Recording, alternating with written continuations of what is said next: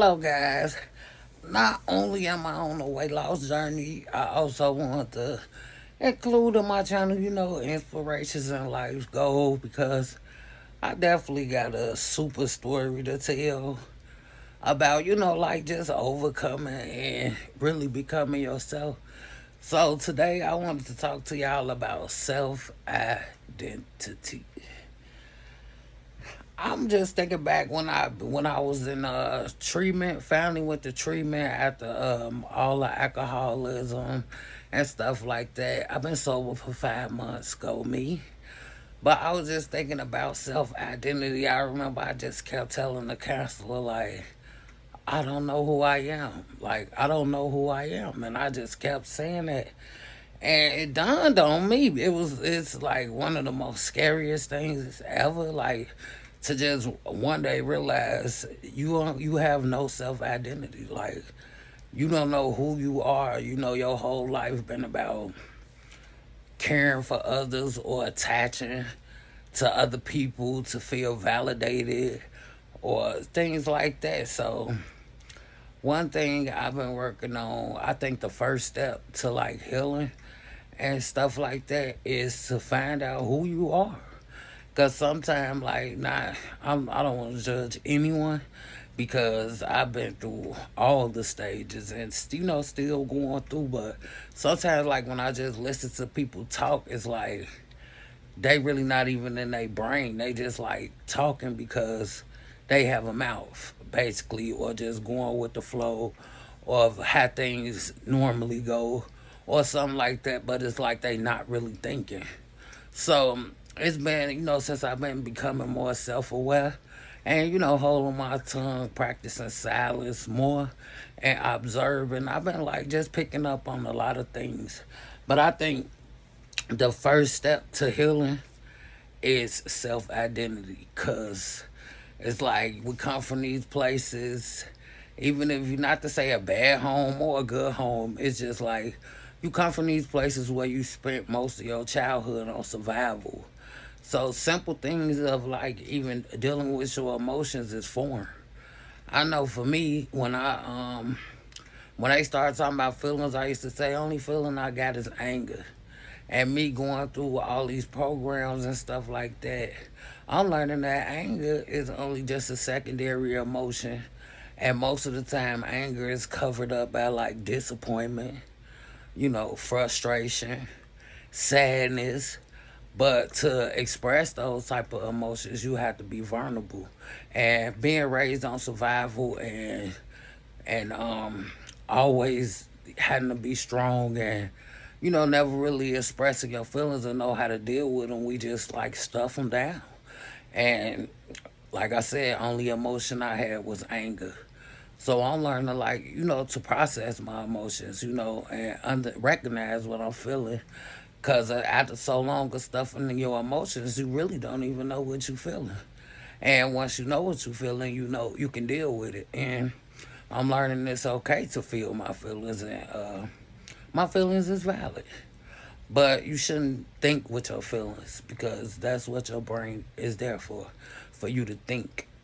So, yeah, but that was just a little summary of that. But I really just wanted to come on here and let y'all know I believe that the first step to like healing and becoming the best version of yourself is being set in your self identity core, like knowing who you are, what you want to be, what goals you want to accomplish. Before you can even get that far, I believe you got to know who you are, like honestly, to the core self of who you are. And that starts with like dealing with your emotions. And even I had to go all the way back. It could be as simple as saying, hey, what's your favorite color? And sometimes now I test people because when people used to ask me that back then, it's like somebody asking you your favorite color or your favorite food. It's saying like you should have an automatic answer because you know yourself, you know what you like. But when somebody asked me that question, I was rambling through my brain, and I had to repeat the question to myself because it was like I have no idea what I really like or what's my favorite. things as simple as your favorite color. So sometimes you can go to the basis and just, ask yourself a couple of questions like, what is my favorite color? What is my favorite food? What do I like to do? And you start like knowing who you really are and what you do without the outside noise, which come with isolation. I think isolation is very powerful. In the beginning, it might seem like it's torture almost, or from always just being around people and always having somebody there to sit with yourself is so powerful. Like I spent literally 3 years, just it was just me in my house. Like I go to work, come home, like I did get, I developed a heavy drinking problem at the end because I had to sit with myself. I had to, deal with what was going on inside of me, fighting demons and things like that. And it hurts to look inside yourself. It really does, because not only is there things that you will like, there's also things that you will dislike. Like regrets, pain, shame, just hurt. So when you start looking into yourself, like now, I give myself 30 minutes of me time every day. And that's 30 minutes just to evaluate myself. Like, hey, what I'm feeling, how I was feeling today. And, sit with myself and, heal things that's supposed to be healed, And now that I'm grown, I tell my inner child, it's okay. Everything is really okay. So I just wanted to come on here and let y'all and talk about that a little bit, self identity, and I want to talk about fear and doubt, because fear is, and you know what they say? They always say like fear is on the opposite. I mean, what's on the opposite side of fear is success, and I believe that that is 100% true, because I'm just thinking of like when a little bit about myself, y'all. I'm originally from Chicago. I spent 30 years in Chicago. I moved to Minnesota in 2019.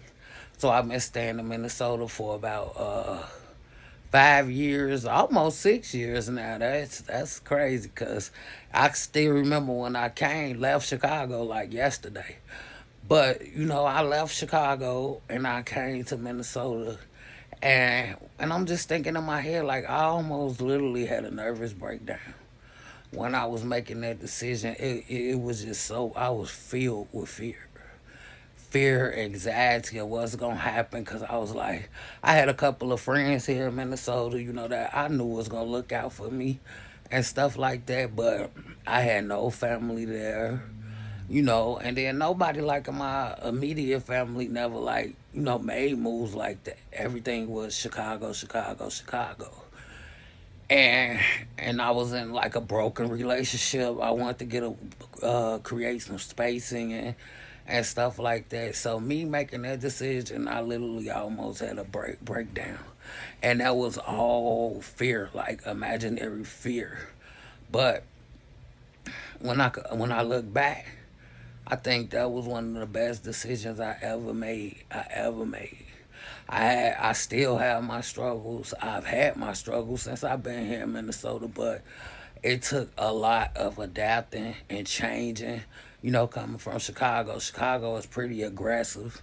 So I was pretty aggressive when I got here. Minnesota, like they more passive aggressive here. So I had to learn, adapt. I went through a lot of changes, and the changes was good changes when I look back at it.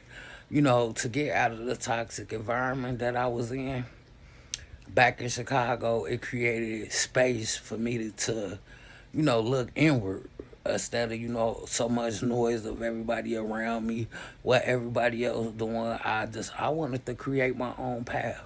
And to get back on fear, like the fear, if I would have let that fear stop me, I would have never knew that I would find so much peace here in Minnesota. I would learn so many new things. I would become a more calmer person and just get the chance to be me. To be me, because, man, Ain't nothing like knowing who you are. And like I got like a story to tell y'all. That's just a little bit of it. I can't give it to y'all all at once, so I'll be on here for hours and hours at a time. But I'm here to spread hope. That's what I want to do. Same at the same time while I'm building myself. Of course, we on this weight loss journey and stuff like that. But I practice affirmations every day, and I just want to end this with saying, "You are enough. Don't let nobody tell you nothing different. You are enough, just as you are. With all your scars, all your pain, joy, love, live." You are enough.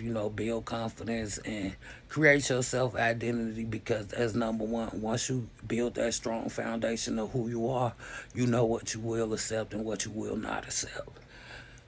Be confident in yourself, and if it take moving or isolating, isolation is a gift from God, actually.